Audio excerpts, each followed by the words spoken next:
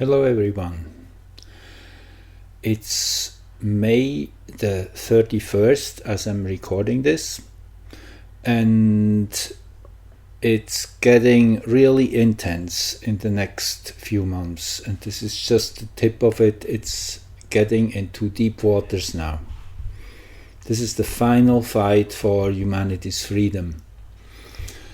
Now, we have 15 Uranus Occultations this year. They started in January and they will go all through February 2023. Every month when the moon is lining up with Uranus, in some places on our planet, Uranus is disappearing behind the moon for a while, up to an hour or so. Here is the image of how this looks in this latest occultation. So that is the area where Uranus was behind the moon. This is the moonrise and moonset, respectively sunrise, sunset. And here this is during night time. This is in the twilight zone, when so where Uranus still could be seen, and this is during daylight. So this changes naturally with the course of the sun moving away from Uranus. So an occultation in general is when a planet disappears behind the moon, naturally, as does the sun during a solar eclipse, which is basically an imbalance of energy. On one hand, that energy is hidden from us, Uranus in this case, but also that planet is charging up the moon, as it's exactly between the Uranus and us. In that sense, the moon is soaking up the Uranian frequency and then distributing it all through the month. So this is kind of a moment of charging the moon up with Uranian energies. Now, this latest occultation on May 28th, just a few days ago, had in the Greenwich chart the black moon and Ceres right here at the 10th house cusp, and the Mars-Jupiter conjunction, which got exact just one day after, on the 29th, here at the exact 7th house cusp. So this is a lot of confrontation. I mean, all that school shootings, for example, is a typical expression of that, and we know this is all manufactured. Those secret services, I don't want to say the name, but you know whom I'm talking about. They are behind all this. It's I mean, if you go and check the alternative places, they tell you the exact. Yeah, I mean, it's pretty obvious. It's all has that footprint on it, that fingerprint, I should say. So anyway, the moon was conjunct Uranus. Mars, Jupiter here at the 7th house cusp, very confrontational, as I say, and the black moon here with Ceres. This is difficult, plain out difficult. So that's where we are right now. There's direct confrontation going on many levels. Mercury here has turned, or is still going backwards, I should say, as we speak. It will turn direct on June the 3rd. We will get to that chart, but it's conjunct Sedna, conjunct Algol, which is one of the more difficult fixed stars. So we have that energy of challenge, difficulty, confrontation, facing the darker aspects of society and also of our own feelings, because they will be triggered by what is going on. So a day after that Uranus occultation, actually a day prior to it, and I don't show you the chart here, but just telling you, a day prior we had a Venus occultation. There are a few times when the inner planets also get occulted. Let me just show you here. This is just move this quickly here. These are the occultations for the year 2022.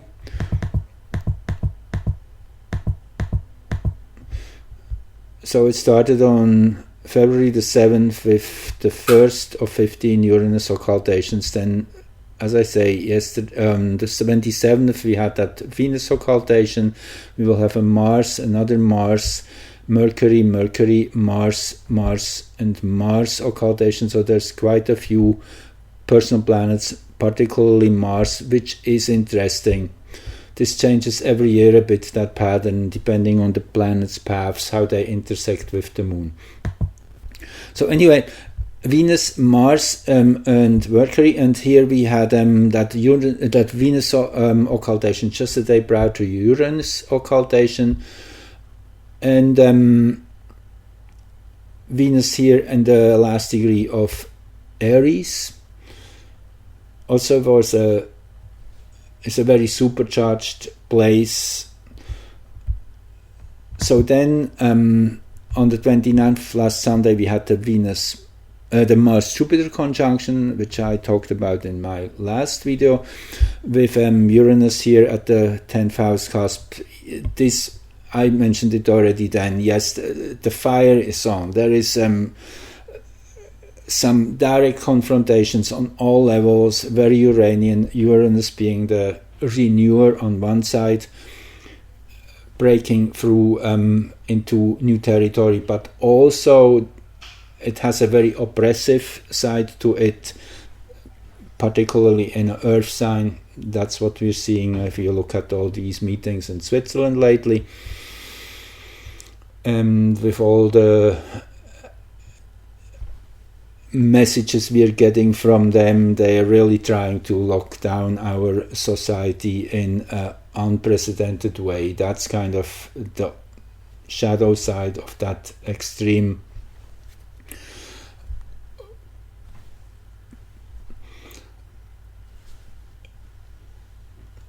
putting us into a very technocratic, transhumanist society. That's kind of this imprint of Uranus as well.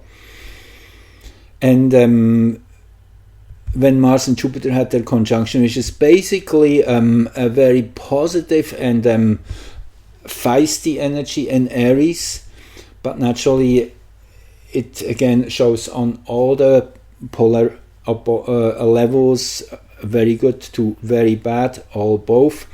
And with Moon and Mercury here conjunct Algol again, yes, it is definitely more of a difficult conjunction overall. Also Sedna here close by. Sedna always having to do with dark, difficult issues,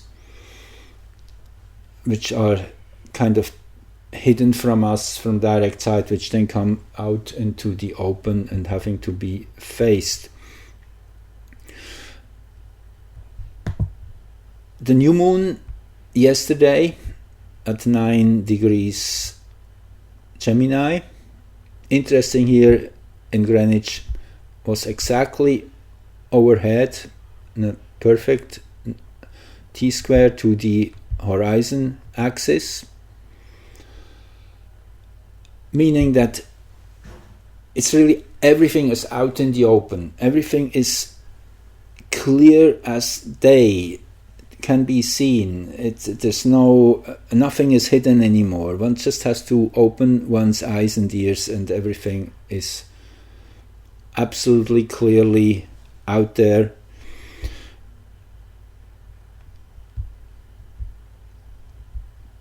With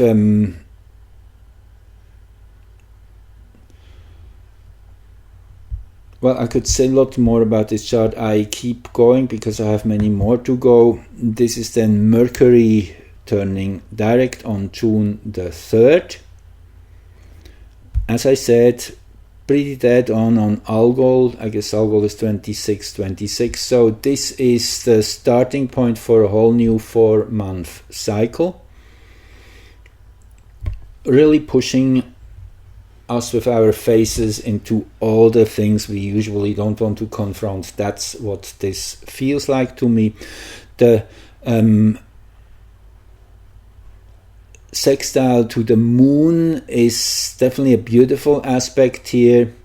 Also the opposition to Pluto and the trine to Sedna. So it is, if we just connect with our inner guiding system, we will be able to have the right answers, to stand our ground, to be strong. The moon in Cancer, very emotional, together with the black moon naturally, which is in here for an extended period of time. The black moon, again, for those of you who are new, this is the place where the moon is farthest away from Earth. Wherever this spot is, this energy point, the black moon takes 9 months to navigate through each sign, so it is in here till the end of this year. Means all things emotional will be definitely much more amped up, so it is important to be very conscious how we express our emotions, not letting us being pushed into irrational, and always wait out a moment before you give the answer, so you're coming from a more clear space.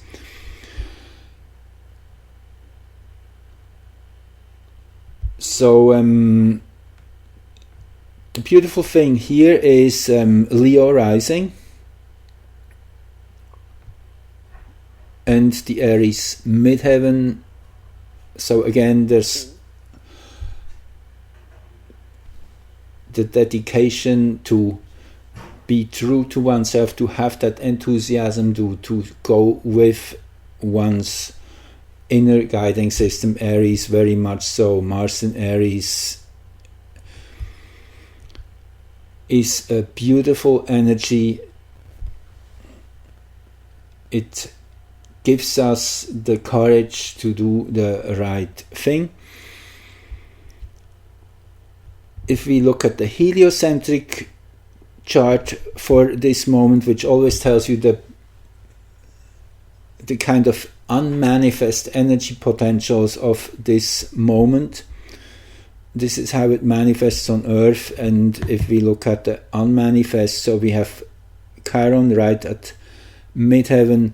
This once more repeats a theme which we have been seeing already in multiple charts in the last few months. With that prominent Chiron, it is about exposing what's wrong and bring everything out into the light. And it is a painful process, naturally. It is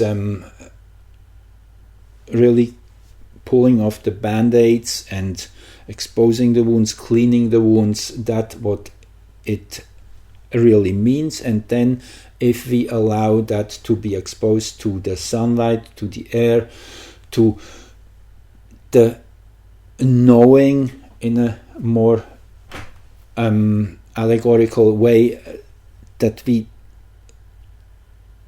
embrace all these revelations, then they come to a natural healing. They will find their way of cure. Varuna and Chariklo, yes, beautiful.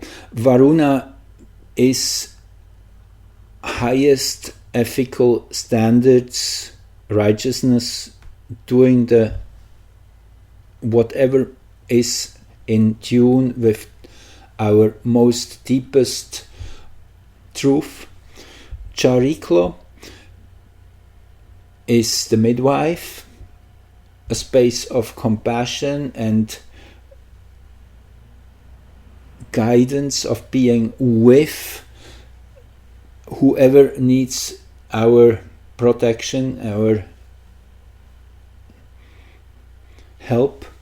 And naturally this is a very, very beautiful placement here too of Vesta. Vesta is deeply committed to support, to help. It is that female energy of this goddess, planet, asteroid, to worship whatever is in its highest good.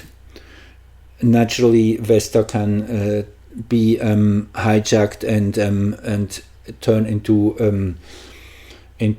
fanatics on the wrong level of tuning, but in a much more healthy way, which we can choose. This is a true attunement to what our fellow human beings need, and also what we need to give ourselves in that respect. So this is a 4-month period which is ignited with this Mercury station going back to direct motion. This is the energetic background of that moment on June the 3rd. That will be on next Friday.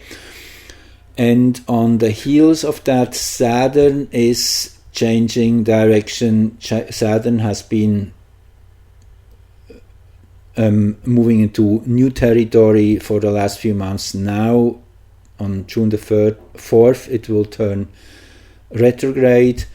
As you see, Earth is here, the Sun is here, so we move kind of, you have to think Saturn is way out here. This is just a kind of for the convenience of chart presentation. They're all in the same area here, but to get the perspective here, Saturn is way out here. The Earth starts to move in between the Sun and Saturn, and for that reason Saturn starts to appear moving backwards through the skies for these few months when Earth is traveling between the two.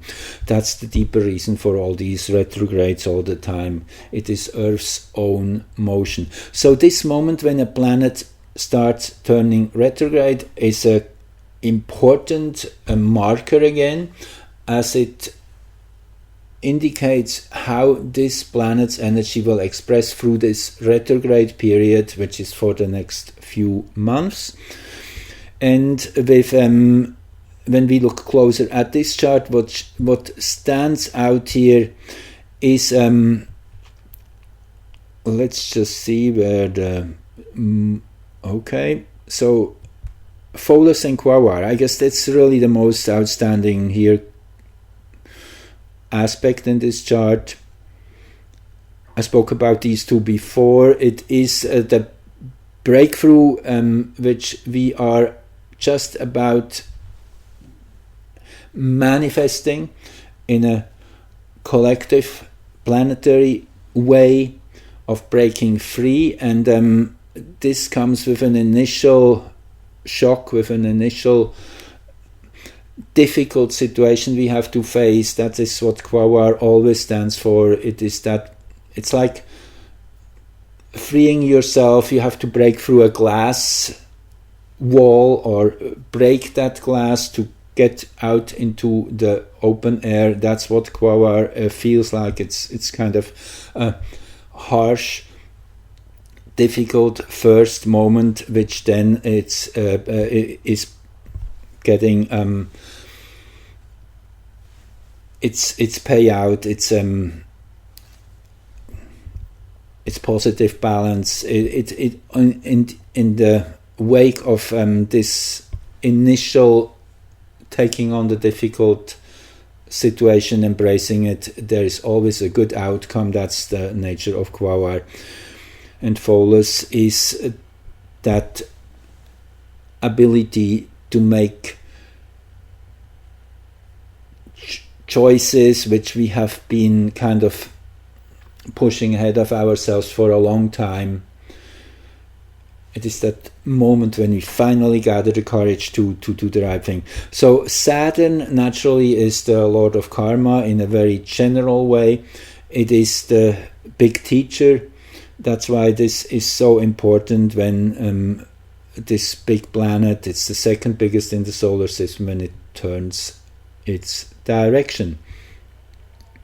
The moon in Leo, beautiful, is supporting, and it is in a perfect T-square here with the consciousness axis at the most yang place, as this is kind of the plumb line. So this is kind of really as far on the right side here as possible. A very dynamic moon. The moon again represents on a much larger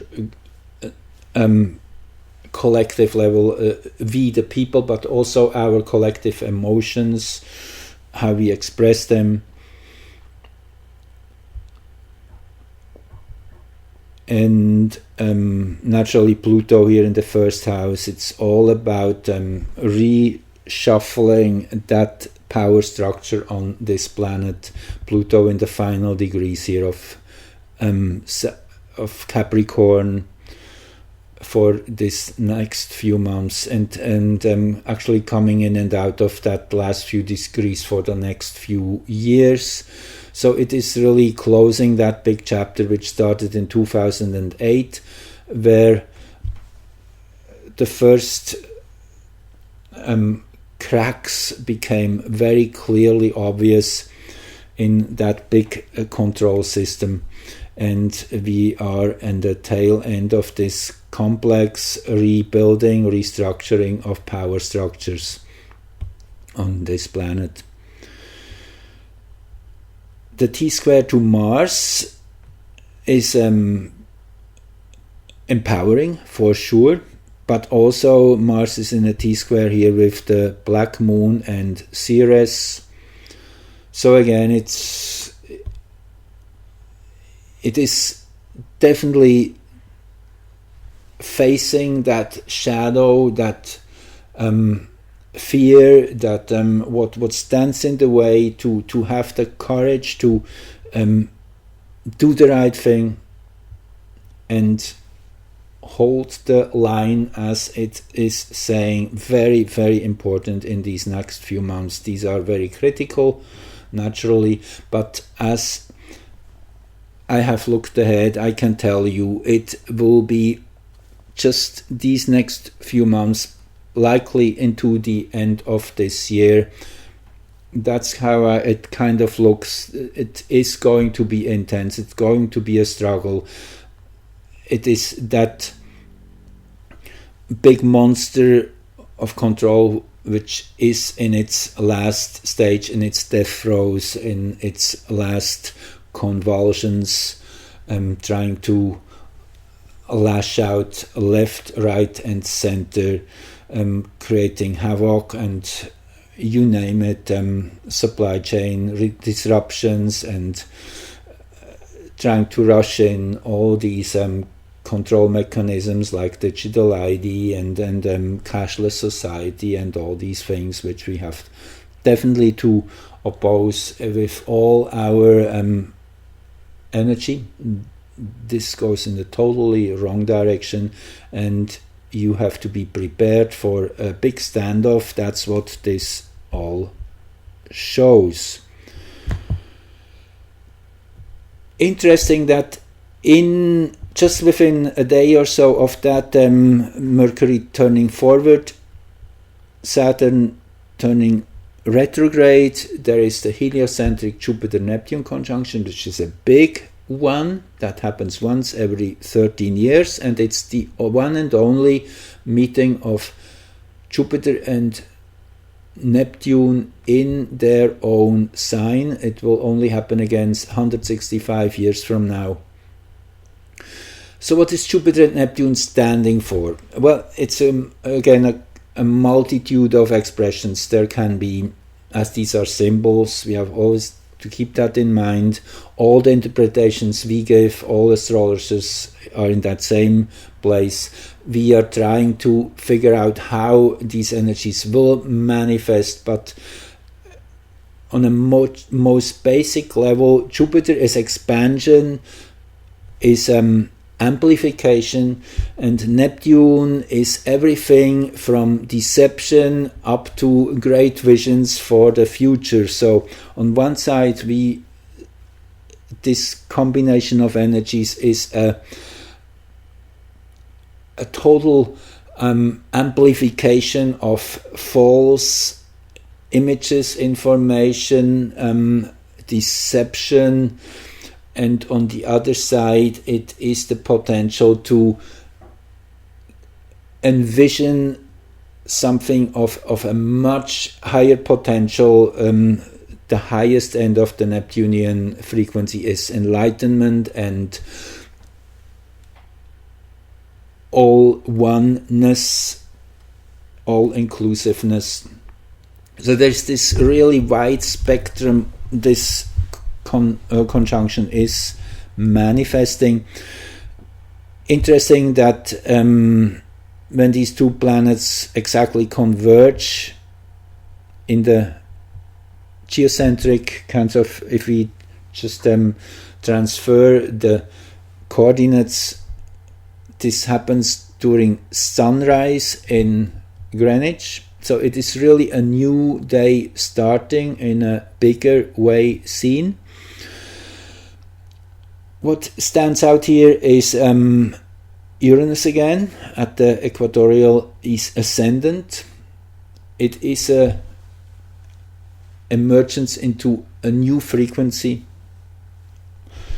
of Uranus, and again we have that choice of either breaking free and manifesting all these wonderful technologies, these Uranian energies, giving them roots on planet Earth, or to get divulged by that autocratic system of control of transhumanism.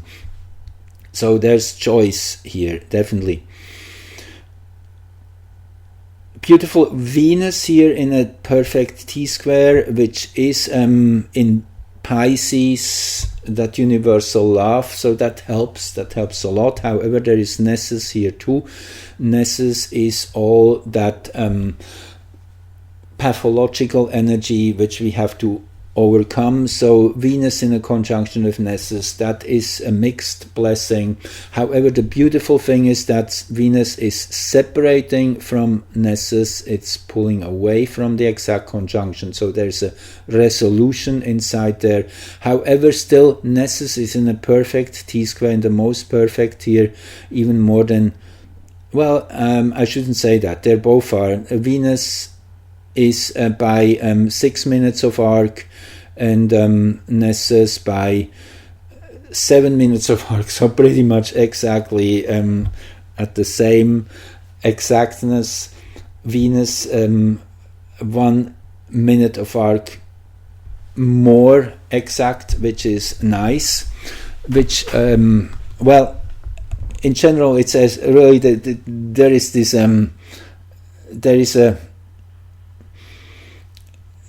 there's a fight going on between the two, you could say, between that energy of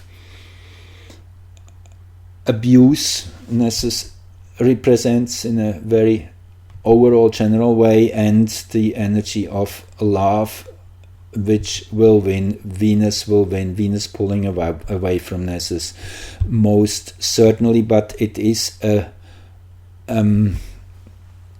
conflict in progress here again on this level too.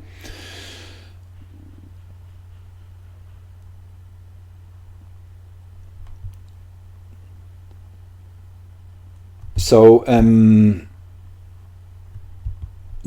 the next chart I have here is the full moon chart of the 14th of June.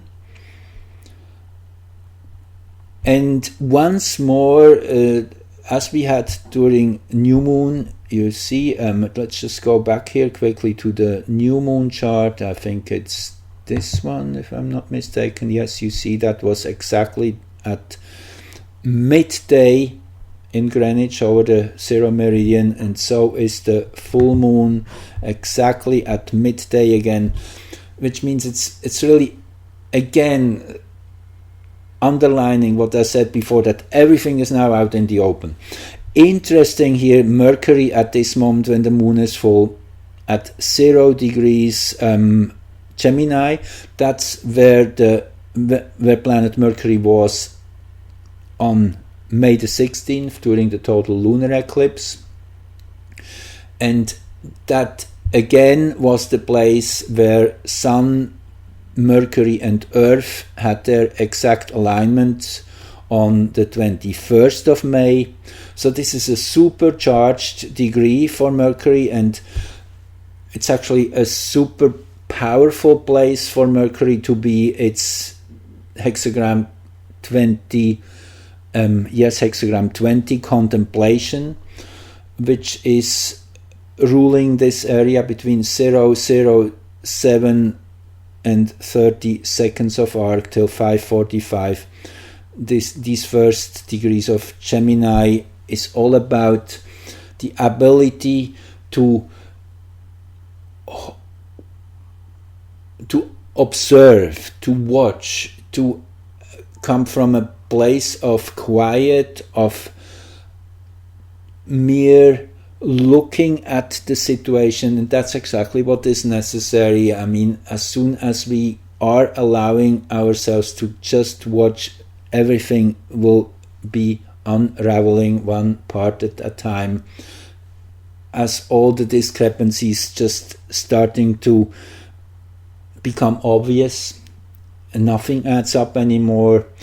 As soon as we hold still for a moment, then this will be naturally happening. With Sedna here, again, yes, taking us deep, taking us to the core of the problems, but also the necessity to really dive down there and allow to go to dark places, allow to face what's wrong and embrace it, because that is the first stage of transformation, is the recognition of what is wrong. Beautiful here also this conjunction now of Uranus, Venus, Pallas and the North Node. This is extremely beautiful, particularly up in the 9th house. It kind of hints at the necessity of celebration and of joy and of playing music and of coming together and expressing beautiful things. I mean, this makes me think of flowers in the garden and of enjoying all the beautiful things in the 9th house with a great philosophical outlook of beauty and of higher potentials. The moon here at the 4th house cusp, also very powerful in its own house. This is the Cancerian house, bringing it home, owning it.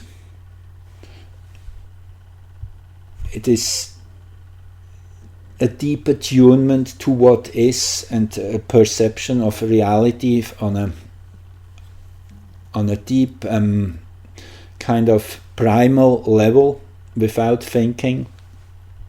Pluto at the 5th house cusp, also very powerful, so it's time to get real with change in the house of manifestation of Leo together with Saturn. So this time between now and the full moon is kind of building the energy up, and then this is the full flowering of this cycle of this 4-week period. That's how it always goes with the new moons and the full moons. The new moon is the beginning, setting the stage, and then with the full moon we are able to bring in the harvest and then to make these energies integrate and become real. Just one more chart I want to show you and then I stop. this will be the next one I will be talking about in my next video, and which is another really powerful marker when Earth will be conjunct the galactic center, which happens once every year, the galactic center being at 27 degrees and 10 minutes in Sagittarius right now.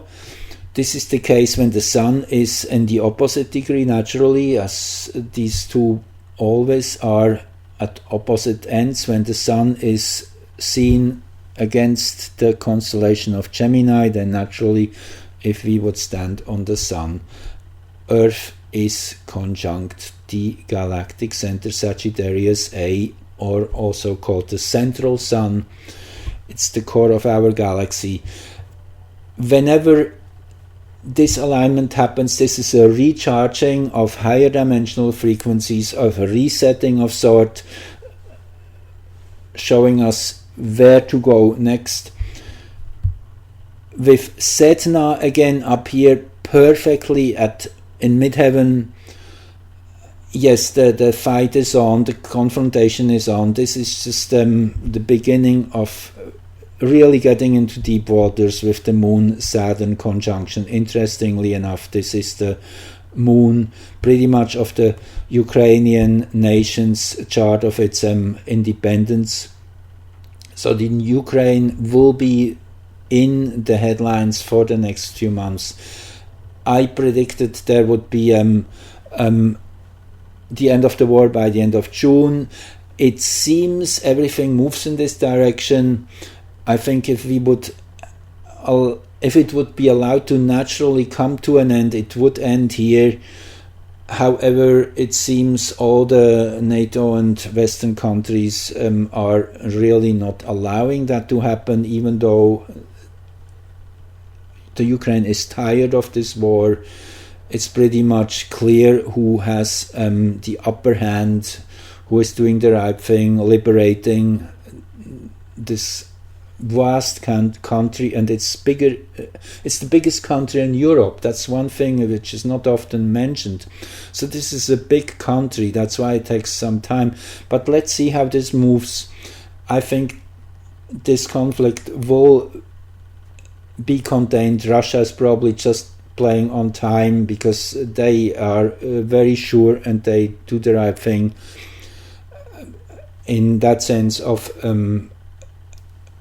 thinking that all these sanctions the West has put on them really are backfiring in a big way, and there comes the moment when the people in the Western nations will stand up to their governments and demand this to stop, and I guess that's where we're getting to. So it will be kind of on hold for a while.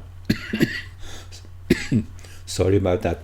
So anyway, it seems the Ukrainian people are still very strongly involved in what's coming in the next 6 months on a much less prominent level. I think that the global focus in that sense will macro-political, if you want to say it so, will move over to China and Taiwan. I think there's a big conflict lurking there.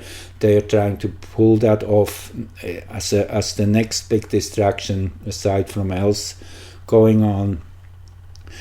I said it looks pretty difficult around July the 8th. Let's see how that plays out. We hope not. We hope we will be able to contain. These are just potentials at this point. But let's leave it for this here, and then I will get back, and probably in a week or so I will have more time again. Right now I'm still in travel mode. I'm not home, so I have limited time to really dive deeper into astrology, but this I thought was necessary, a little update, so you know I'm still here and keeping track.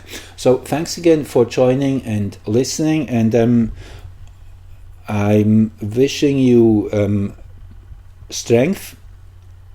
Be connected to your heart, do the right thing, do what feels right, and know that this will pass. This too will pass. It is an intense, important phase we're going through. It is that last final battle, and it will last a little longer than you might want, but it is the final stage we are getting into right now.